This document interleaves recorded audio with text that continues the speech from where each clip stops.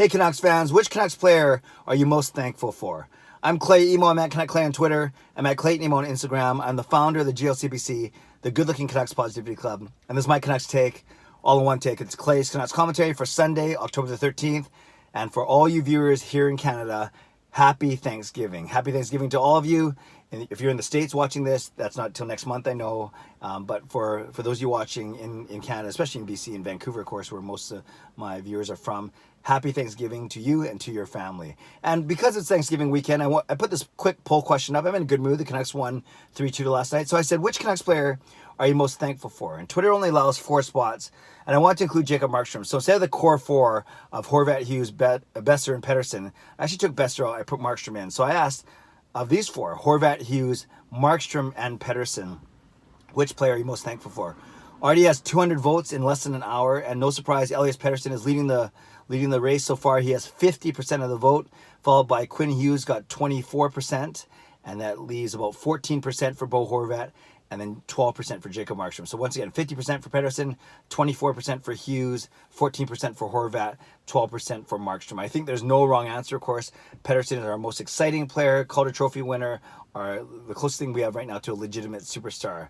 Then you have Quinn Hughes. Everyone's excited about him. I've been talking about him for the last week or so, but everyone's excited about him. No surprise that he comes in second. Then Bo Horvat, recently anointed captain, in third. Thankful for him and his leadership, of course. And Jacob Markstrom. You could argue we don't win last night if we don't have Jacob Markstrom. So leave a comment below. Which Canucks player are you most thankful for? It doesn't have to be any of those 4 guys, but make it a current player right now, just so that we have some context to the question. Again, which Canucks player are you most thankful for right now? Let's talk about last night's game, and I'll end off with a quick thank you to you, the viewers and subscribers of this channel. So last night I did my quick recap last night before I left the arena.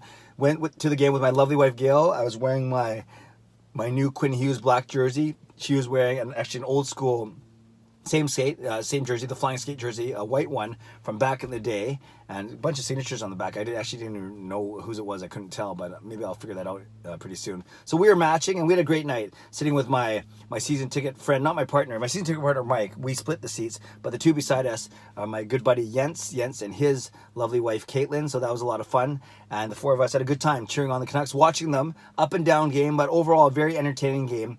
Was very impressed by the game presentation, including that zombie apocalypse Royal Rumble street fight opening video. It was very, very well done, actually. I knew a lot of people were talking about it from Wednesday night's home opener. I really, really enjoyed it. I liked the energy in the arena for sure. It helps when the Canucks are doing well and when the game is entertaining. And the one thing I really noticed too about the game presentation, it was very tight. It moved very quickly, but it's a tiny bit more edgy.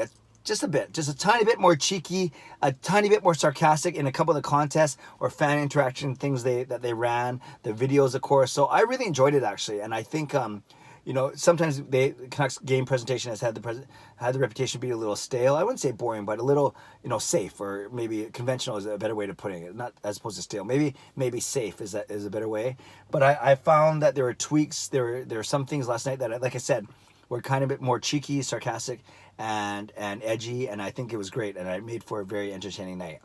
On the ice itself, Chris Tanev, I talked about yesterday, 2 assists, both Canucks goals in regulation because of players going to the net. Pettersson deflects the first one, and then the rebound goes to Brock Besser, scores his first of the season. That was pretty good. And then, of course, the second goal was a nice tip from Pearson past Carter Hart. Then the Canucks were under siege a bit in the third period as the Flyers outshot them in the second period as well. And Jacob Markstrom stood on his head, let in that one power play goal, but there's nothing he could do. And then went to overtime. Overtime saw even a power play there where you had our core 4 on there of Horvat, Hughes, Besser, and Pettersson. Got a few good chances. There were a couple times where Hughes loaded up Pettersson, but I was wondering why Pettersson didn't shoot it with the one time. And then I looked when I watched the replay, and the Philly did a really good job of clogging his shooting lane, actually, and they did that all night. And then, of course, it went to the shootout with both Pettersson and Pearson scoring really, really nice goals, and only one guy scoring on Jacob Markstrom, so that's why the Canucks won. So overall, a very entertaining game. And the one thing I said in my post-game video that a few people took issue with is I didn't like Josh Leivo's game, and a few people came back to me and said, no, Josh Leivo was effective. One guy even said, I don't know what you were watching, but I don't think that was nice for him to say, but it's okay. I am fine with people disagreeing with me. I enjoy it. I find that a lot of people on Twitter don't like it when you disagree with them, so I guess it depends on how well you take things. But I can see why Josh Leivo on the stat line, not bad. He had an assist and was credited with 3 shots on goal, no hits, and 1 giveaway, I think it was.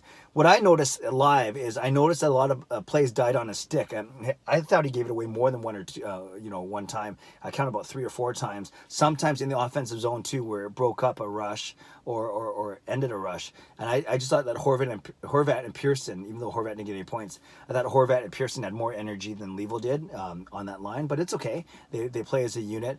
And I do remember, the 2-on-1 with Quinn Hughes. I think it was in overtime.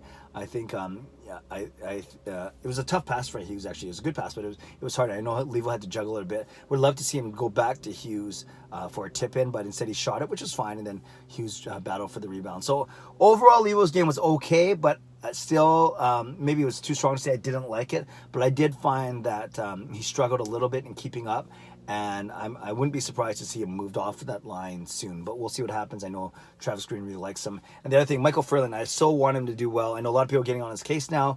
$3.5 million for 4 years. Doesn't look, fast, doesn't look dangerous out there. He was credited with 4 hits, so that's good. That's the kind of game we want from Furlan. But hey, let's give him a break, I say. He's still coming off serious illness just 2 weeks ago. Let's give him a few more games to get his legs under him, and then we can, after 7 or 8 games, maybe a better sample size, we can then determine what he's going to be for us going forward. So just a thought of Michael Furlan there. So if you're watching the game, or if you're at the game, let me know what you think. Am I being too hard on Josh Levo, or do you kind of see what I see? And then, of course, Chris Tanev, the new offensive juggernaut on the blue line that he is. One other thing, I had a chance to meet a lot of people at last night's game, people that recognize me from YouTube. This kind of leads in my conclusion here, or my ending. So I appreciate that. I've joked around on Chris Favor's podcast yesterday and in other places that I don't do these videos for the adulation or for the affirmation or for the acknowledgement.